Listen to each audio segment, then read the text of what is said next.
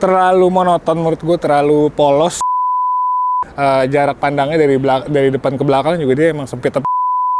Kalau kayak gitu, kita memang mahalnya untuk ngebeli layarnya kayaknya.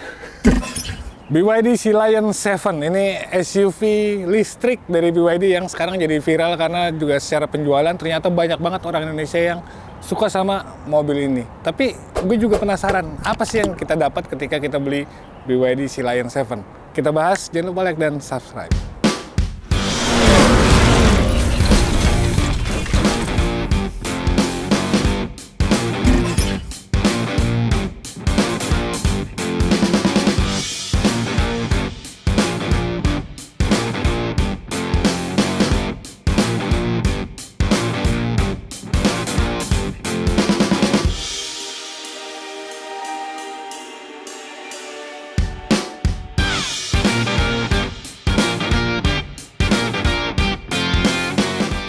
Yang pertama, secara tampilan ini udah pasti beda jauh banget sama saudaranya BYD Seal ya.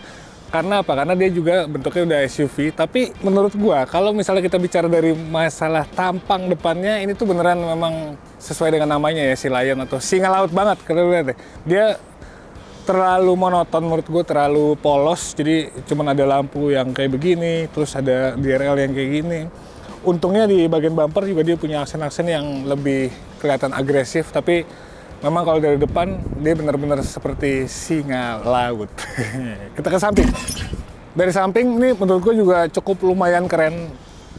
Dia pakai pelek 20 inci yang desainnya juga nggak harus ngikutin dari kebanyakan tren mobil listrik ya. Udah gitu ada kaliper yang juga warnanya merah. Ini cakep sih ya. Terus, kalau misalnya kita perhatiin, walaupun dia bentuknya SUV, tapi dia lebih cenderung ke desain yang coupe. Terus, pakai handle pop up. Nah, di bagian belakang baru kita bisa ngelihat ini sebuah mobil yang menurut gua keren banget, sporty dan lebih kelihatan mahal lah ya gitu. Mulai dari bagian spoiler atasnya, terus jendela belakangnya yang landai banget, udah gitu ada lip spoiler yang bikin ini sebenarnya kecil tapi manis lah gitu ya.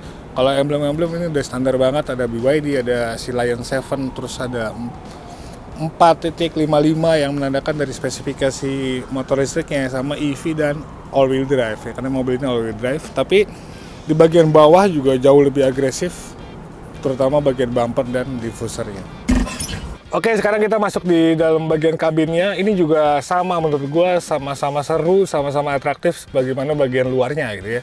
Pertama kayak setirnya, ini aja dari desainnya itu gue kayak ngerasa ini beneran emang Ocean banget gitu. Memang kan BYD ada beberapa produknya memang dia konsepnya Ocean gitu ya.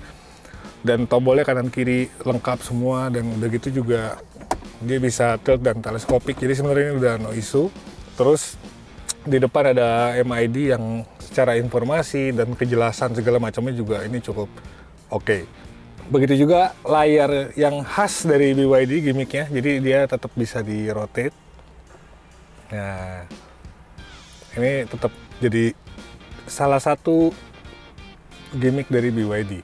Tapi ini doang gimmicknya, untungnya, jadi nggak kebanyakan gimmick. Terus di situ ada head-up display yang memang ngebantu banget, jadi kita juga nggak perlu banyak ngeliat ke sini atau ke sini gitu-gitu ya. Di konsol tengahnya, selain ada kunci ini, dia juga ada wireless charging yang ini bisa 50 watt, dan ini beneran ya, maksud gue tadi bukan gimmick, karena ketika gue pakai pun ya baterai handphone tiba-tiba udah 100%. Tapi ada beberapa juga mobil lain yang oh iya ini maksimalnya berapa watt, yang ada handphone kita juga baterai tetap kegerus. Ya gimmick lah, tapi ini beneran kepake selama gue pakai beberapa hari ya. Udah gitu masih di konsol tengah kita juga lihat ada banyak tombol-tombol juga di sini, ada auto hold, ada buat yang adasnya, ada buat volume. Jadi audio, fitur dan segala macamnya itu juga dikonsentrasikan di bagian konsol tengah ini selain ada di head unit. Terus posisi duduknya juga enak, dia juga pengaturan elektrik, udah gitu juga ada memory seat dan lain-lain. Walaupun memory seatnya tetap harus dioperasikan di layar, lagi-lagi layar gitu. Jadi semuanya tuh ada di layar. Kalau kayak gitu, kita memang mahalnya untuk ngebeli layarnya kayaknya. Karena semua hal bisa diakses atau harus diakses di sini. Dan dia ada panoramic sunroof, semuanya juga oke. Terus kalau kita bicara desainnya ya, desain secara detail, ya memang ini niat. Terutama di bagian door trim, ini tuh beneran kompleks banget gitu desainnya. Tapi menurut gue ini oke, dan secara emosional bikin kita jadi lebih fun di dalam kabinnya. Nah, sekarang kita waktunya untuk nyobain, karena biar gimana pun gue banyak ngomong dari tadi, kalau misalnya kita nggak nyobain ya semua sia-sia. Yuk, kita langsung aja.